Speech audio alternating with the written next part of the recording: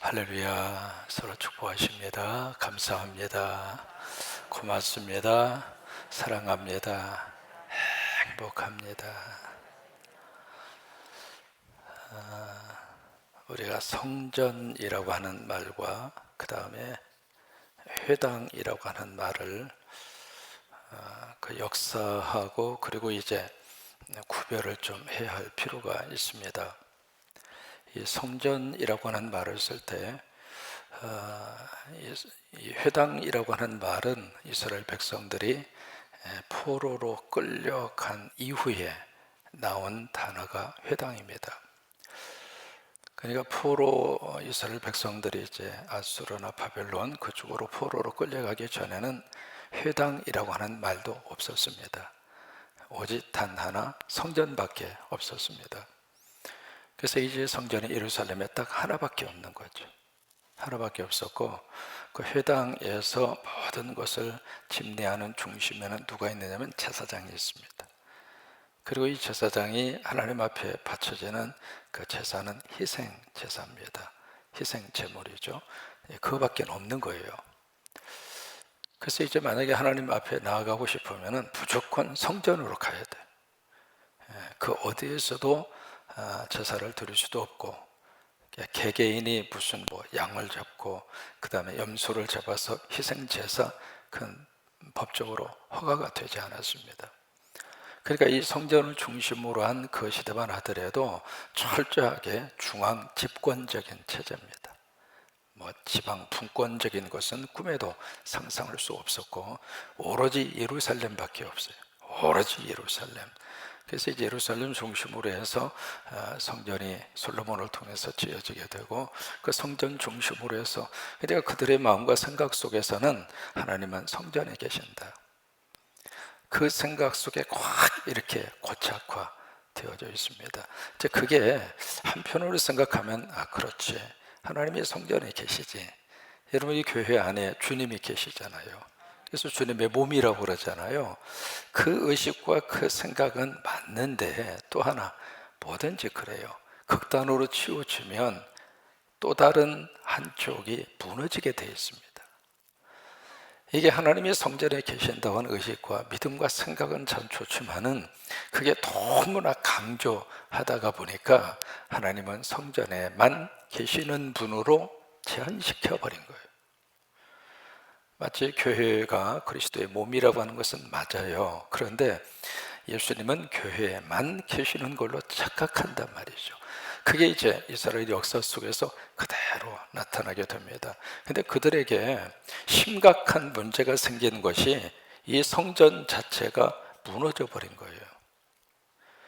성전이 무너지고 나니까 무슨 질문이 제기가 딱 되느냐면 어떻게 하나님이 무너질 수 있느냐 이 말이에요. 여러분 이해가 되십니까? 성전은 곧 하나님인데 그 하나님은 살아계신 분이고 그 하나님은 역사하신 분이고 하나님은 그분은 창조주이시고 그 믿음 안에서 그들이 철저하게 살았는데 이 하나님이신 성전이 무너져 버렸다고 하는 현실이에요. 무너진 것뿐만 아니라 그 성전에 있었던 모든 기물들 다 빼앗기고 성전이 완전히 그냥 아수라장이 됐고 지금으로 말하면 술집으로 변해버렸고 완전히 그런 모습으로 완전히 그렇게 되어져 버렸는데 그 현실을 보면서 그들은 여기서 아주 그 삶에 대한 가장 중요한 근본 자체가 흔들려 버린 거예요. 이제 그 질문을 가지고 그들이 포로 생활을 합니다.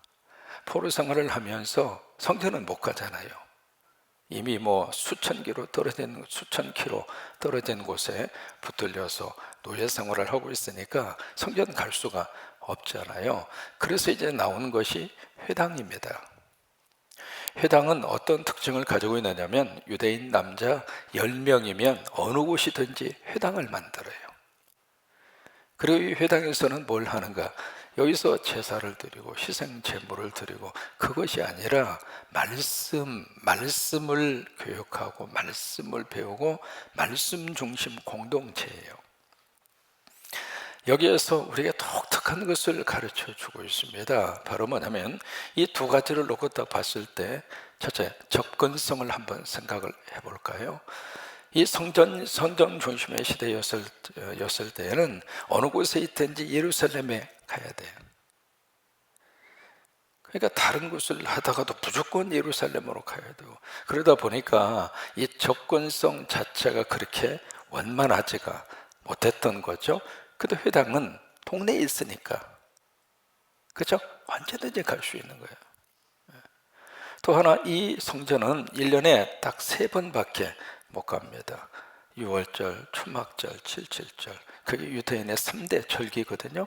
그때 위에는 성전 출입이 허가가 되지 않습니다. 성전에 왔다 할지라도 성소, 지성소 꿈에도 생각 못하죠. 지성소는 대제사장이 1년에 딱 한 번만 갔잖아요. 그리고 성전에 온다 할지라도 성전 뜰에서만 머물러야 했고, 그것은 남자 구역, 여자 구역, 이방인 구역, 유대인 구역 철저하게 구별이 돼 있어서 성전에 가더라도 성전 안으로는 못 들어가는 거예요. 그게 이제 성전 시대였다면, 이 회당 시대에는 이게 누구든지 갈 수 있는 거예요. 그리고 구별이 없습니다. 그리고 이 회당의 이 시스템으로 바꾸어지면서, 여기는 이제 제사장 중심으로 이루어졌다면 회당은 그런 것들이 다 무너진 거예요. 또 하나, 결정적으로 성전과 회당에서 놀라운 변화가 일어나게 됩니다. 이 성전 시대에서는 아까 말씀드린 것처럼 희생 제물을 중심으로 한 제사 중심이었어요. 의식 중심이었다, 그 말이에요. 근데 이 회당으로 오면서 이 제사 중심이 뭘로 바뀌어졌느냐면 말씀 중심으로 바뀌어진 겁니다. 이게 놀라운 변화였습니다. 그러니까 포로로 끌려가서 그 나라에서 거기서 뭐 양 잡고 그렇게 할 수 있는, 왜? 제사장이 없으니까. 제사장이 없으면 희생 제사를 못 드려요. 그러니까 제사를 드릴 수가 없었죠.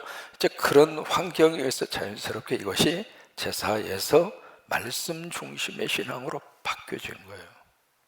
그게 이제 회당 중심의 종교 체제가 바뀌어지면서 나타난 놀라운 변화입니다. 그런데 이제 포로가 끝났잖아요. 포로기를 끝나고 고향으로 돌아왔는데, 돌아와서 솔로몬이 지었던 성전이 파괴됐으니까 그 다음에 제2성전이 세워집니다. 일명 수룹바벨 성전이라 그러잖아요. 그 성전이 세워졌음에도 불구하고 이 회당 시스템이 같이 갑니다.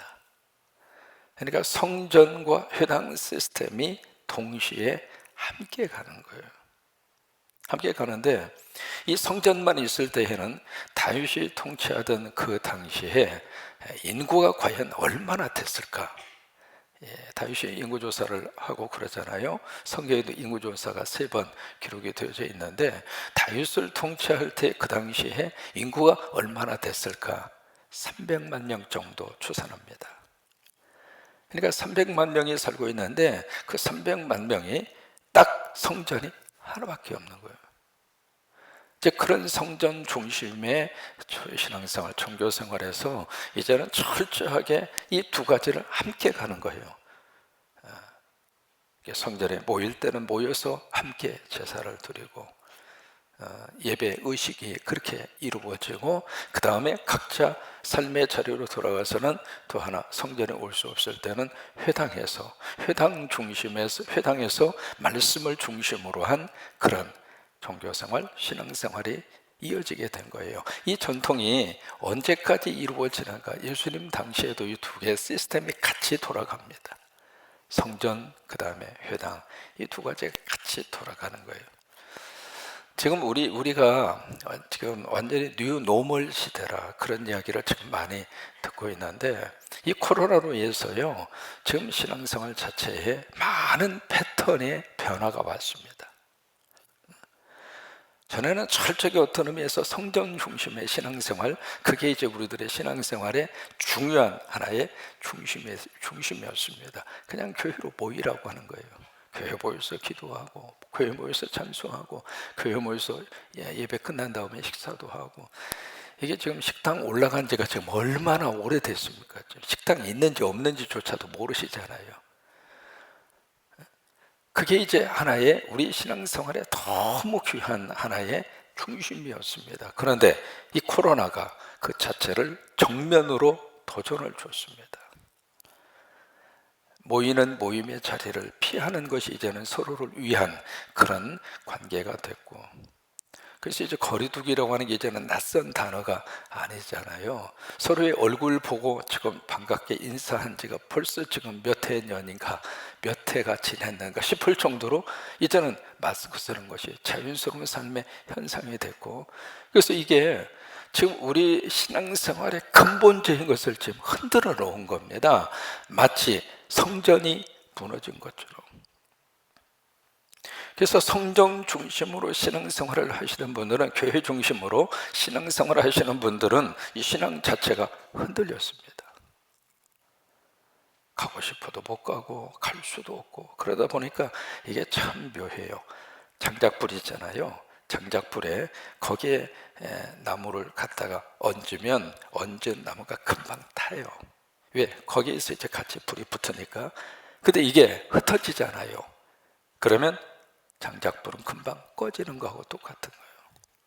개개인들이 함께 개인적으로 있어서 믿음을 지키고 글써 기도하고, 그리고 하나님 붙잡고 살 수 있는 믿음을 가지고 견딜 수 있는 그 기간이 그렇게 많지가 않습니다. 그러다 보니까 다 떨어져나가요. 모르긴 몰라도 지금 한국 교회는요, 코로나 이전과 코로나 이후에 적어도 이 중심으로 신앙생활을 했던 분들의 거의 30에서 40%는 이미 떨어져 나갔습니다. 그러면 우리에게 질문이 오는 거예요. 그렇다면 우리는 성전이 없으면 신앙생활을 못하는 건가? 예배당에 모이지 못하면 우리의 신앙생활은 끝나는 건가? 그간에 뭘 붙들어야 되는가? 이걸 붙들어야 돼요. 회당. 그러면 오늘 우리에게 주신 이 회당의 이 성격이 어떤 의미를 가지고 있는가? 그것이 바로 우리 가정입니다. 가정이 하나님이 세워주신 회당이에요. 그래서 이제 가정 안에서 우리가 말씀 중심으로, 그래서 이쪽에서는 제사가 중심이라면, 의식이 중심이라면 이쪽에서는 말씀이 중심이거든요. 그래서 이 회당 중심으로 그들의 신앙생활을, 뿌리를 계속 찾아가서, 그래서 유대인들은 지금도 그래요. 세계 어디를 가든지 그들 10명이 모이면 반드시 회당을 차려요. 그래서 안식일마다 모여서 거기서 율법을 배우고 모세오경을 배우고 말씀을 가르치고, 그래서 말씀 중심으로 해서 유대인의 뿌리와 유대인의 자의식을 가지고 그들이 역사 속에서 그렇게 살아내고 있는 것처럼 오늘 우리도 마찬가지입니다. 코로나 때문에 모이지 못한다 할지라도 성전 중심의 신앙생활이 전부 다가 아니고, 또 하나 우리에게 주신 삶의 자리, 회당에서 말씀 중심으로, 그래서 우리의 믿음의 뿌리를 끝까지 붙들고 가는 여러분 되시기를 주의 이름으로 축원합니다. 오늘 이 에스라는 지금 어느 길목에 있느냐면 포로로 끌려갔던 사람이잖아요. 그래서 이제 회당이라고 하는 게 뭔가 알고 있는 사람이에요. 근데 이분이 다시 고향에 돌아와서 나라가 완전히 이제 거덜났거든요. 백지 상태에서 뭔가 새로 이 나라를 리빌딩을 해야 돼요. 다시 세워야 된단 말이에요. 다시 세우는데 그들에게 지금 뭘 제시하느냐면 이것만 있는 게 아니다. 회당만 있는 것이 아니라 우리들에게 뭐가 있는가? 성전이 있었다. 그러니까 에스라 입장으로서는 역대상을 기록을 할 때 이 성전의 역사는 이미 파괴된 역사의 기억만 가지고 있는 거예요. 우리에게는 성전이 있었다. 왜? 솔로몬이 지었던 성전이 있었지 않느냐? 그러면 우리가 다시 이 나라를 세워가는데 다시 성전 중심의 믿음을 회복하자. 그래서 역대상 역대하에서 그렇게 성전 중심으로 다시 나라를 세워가기 위한 프로젝트가 에스라를 통해서 기록된 것이 역대상 역대하입니다.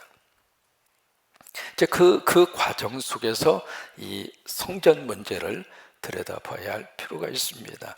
한쪽만 강조하잖아요. 회당만 막 강조하면 뿔뿔이 다 흩어져 버립니다. 성전만 막 강조하다 보면 모일 수 없을 때는 어떻게 되느냐 이 말이에요. 이 두 가지를 같이 잡고 가야 같이. 그래서 이제 이 성전 문제를 그래서 이제 강조를 하는 거죠. 다윗이 성전을 짓고 싶었는데 못 지었잖아요. 피부적으로 겉으로 드러난 이유는 다윗이 뭘 많이 흘려서 피를 많이 흘려서. 그 이야기는 뭐예요? 전쟁을 많이 했다 그 말이에요. 전쟁하는 동안에는 건축할 수 있습니까? 못하는 거예요.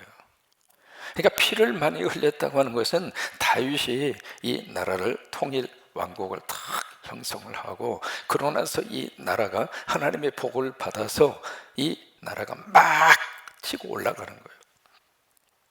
치고 올라가니까 주변에 있는 나라들이 박수 쳐주고 기뻐하고 좋아했을까요? 아니면 공격하고 촉 들어오고 방해했을까요?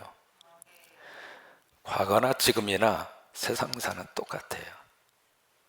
대한민국이 하나님의 복을 받아서 전 세계 속으로 쫙 하고 치고 올라가죠. 올라가면 중국이나 일본이나 옛날 구소련, 러시아나 대한민국 그렇지 대단한 나라야 박수 쳐주고 칭찬하고 격려하고 그럴까요?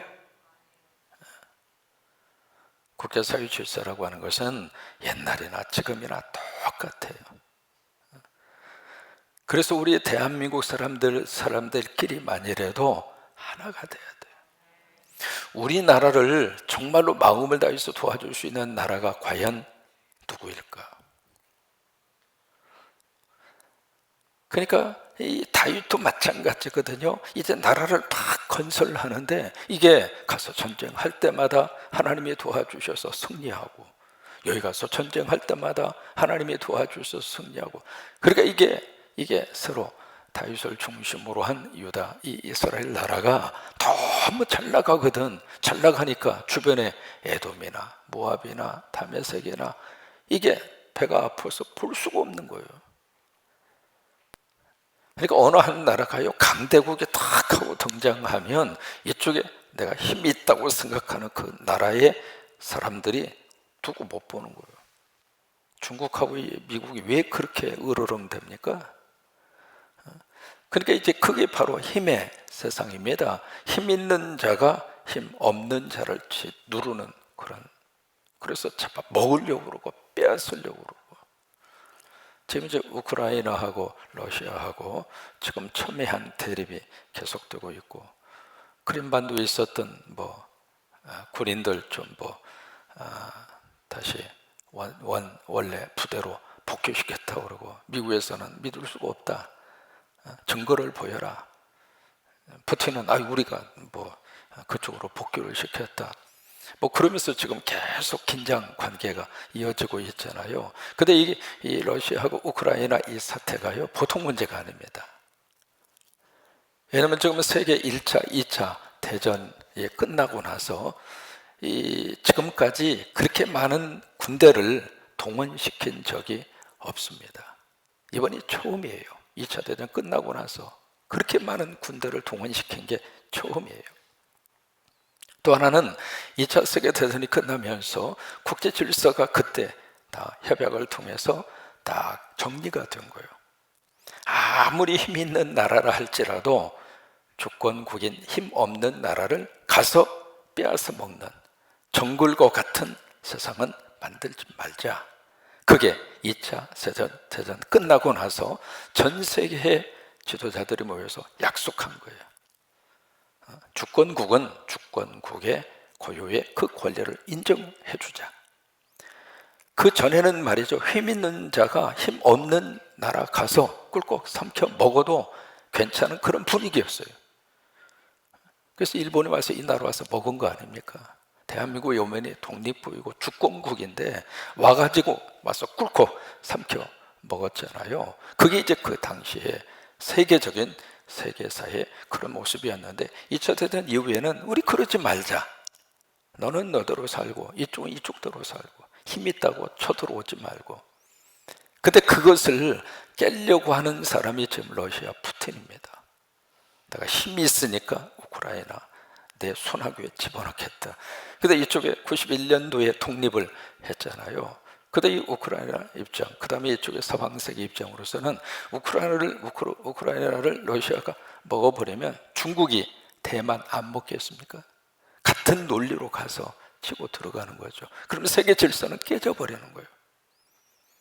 그러니까 이쪽의 입장으로서는 유럽을 중심으로 한 이 미국 이쪽에서는 이제 겨우 91년도에 독립을 해서 민주국가를 형성한 우크라이나인데, 이것이 러시아가 와서 잡아먹어버리면 그 다음에 야금야금, 왜 그 전에 크림반도를 먹었잖아요. 그런 식으로 계속 야금야금 먹다 보면 이게 어떻게 되느냐고.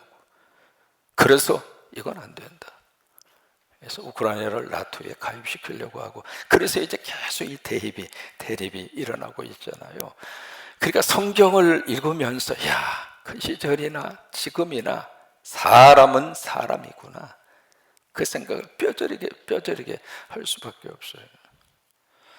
그래서 이제 다윗이 도저히 성전을 건축할 만한 시간도 없었고 건축할 만한 그런 분위기도 형성이 되어져 있지 않고, 그런데 놀라운 것은 그 모든 싸움에서 하나님이 다 승리하게 하신 거예요. 왜요? 교통정리 해주신 거예요. 나라가 편해야 성전을 짓든 뭘 하든 그럴 거 아니겠습니까? 그래서 그 일을 다 하고 나서 다윗은 그의 아들 이름이 솔로몬이잖아요. 솔로몬의 이름의 뜻이 평화입니다. 평화의 시대가 와서 그렇게 해서 성전을 건축하게 한 거예요. 우리는 기도합니다. 하나님이 이 땅에 솔로몬과 같은 평화의 시대가 계속 이어지게 하옵소서. 그래서 이제 성전을 건축을 하는데, 그래서 다윗 말년에 쭉 준비를 하잖아요. 하드웨어를 준비하고 소프트웨어를 준비하고. 근데 이제 오늘 말씀은 뭐냐면 군사 문제입니다. 국방력 문제거든요. 이제 그 내용을 한 장을 걸쳐서 쭉 그렇게 기록을 했는데, 참 재밌는 거가요. 이제 이것도 이제 24 반차로 그렇게 나눕니다. 모든 것들이 다 24팀으로 24개의 디비전으로 그렇게 다 나누어요. 전부 다 제사장도 그러고 분지기도 그러고 그 다음에 찬양대도 그러고, 이 군사도 마찬가지입니다. 여기도 24개의 반차로 그렇게 나누는데, 이제 하나의 반차에 몇 명이냐면 몇 명이죠? 24,000명이에요. 24,000명이 한 반차입니다. 그러면 24 곱하기 24,000 하면 얼마가 나오죠? 이게 24가 아니죠. 24,000명이 한 반차잖아요. 이거 곱하면 얼마죠? 집에 가서 해보세요. 근데 그 숫자를 지금 말하고 싶은 것이 아니라 되게 이제 보세요. 24 곱하기 그러면 4만인가요? 48만인가요? 예. 그 계산이 좀 틀립니다. 예. 아니 그 계산이 틀린 게 아니라 성경에 나오는 계산. 그러니까 지금 24 반차로 하는데 24가 아니라 12죠. 12를 24,000으로 곱하면 얼마죠? 아니 24 말고 수학 시간은 아니지만 12 곱하기 24 3만 20. 예. 그 숫자가 그 숫자는 집에 가서 우리 한번 다시 계산을 해보고, 뭘 말하고 싶으냐면 이게 이제 24만 명이 한 팀의 그 군대 숫자인데, 그 숫자를 어떻게 지금 나라를 지키느냐면 이 팀이 다 달라붙어서 나라를 지키는 것이 아니라 한 달에 한 팀만, 그렇게 해서 이제 나라를 지키는 거예요. 그러니까 우리가 생각하면 이 군사가 많아서 그렇게 해서 나라 전체를 다 틈틈이 이렇게 지키는 것이 아니라 그 많은 병력 가운데 지극히 한 부분만, 그렇게 해서 이제 나라를 지키도록, 이제 그게 이제 그 내용이 27장의 내용이거든요. 27장의 내용인데, 그렇게 해서 이게 이게요, 다윗 시대만 하더라도 나라가 엄청나게 지금 확장이 됐잖아요. 근데 그 큰 나라를 2만 4천 명이 지키고 있는 거예요. 그럼 보세요. 이게 제대로 지켜줄 수 있을까요? 아니거든요. 마치 기드온이 싸움터에 나갈 때 군사를 모집하죠. 처음에 3만 2천 명이 지원합니다. 두려운 사람 딱 가라고 그러니까 300명 딱 남았어요. 마치 기드온의 300명처럼 다윗 시대에 이 군인들이 이 국방을 지키는데 전부 다 해서 몇 명이 지키는가? 2만 4천 명에 한 달에 한 번씩 그렇게 지켜줘. 그 나머지는 뭘 했는가? 11달 동안에는 집에 가서 농사 짓고 집에 가서 집안일하고 그렇게 하라는 거예요. 그래서 2만 4천 명이 전체를 다 지켜가도록. 그러면 지금 이게 이 성전하고 이 문제가 어떻게 연결이 될까? 그거예요. 이 성전 건축하고 이 군사하고 무슨 의미가 있을까? 그거예요. 의미가 있죠. 뭐냐면 이 나라를 지키는 것은 군인이 많고 적음의 문제가 아니다. 이 나라를 지켜주시는 분은 하나님이다. 그 믿음의 고백이 이 속에 있는 거예요. 그러니까 이 고백을 가지고 성전도 마찬가지라고 하는 거예요. 아무리 건물을 많이 잘 지었다 할지라도 그 성전에 하나님이 없으면 성전은 의미가 없다. 다윗의 믿음과 다윗의 어떤 신앙이 이 군사 조직에도 그대로 나타나 있습니다. 하나님이 보호하사 우리 나라 만세. 그래요. 국방력도 필요하고 경제력도 필요하고, 그러나 우리 믿음의 눈으로 봤을 때에는 더 이 땅에 필요한 것은 영적 하나님의 돌보심입니다. 하나님이 보호하사. 그게 자꾸 우리들은 약화되거든요. 왜? 눈에 보이는 것만 추구하고 따라가게 되어 있습니다.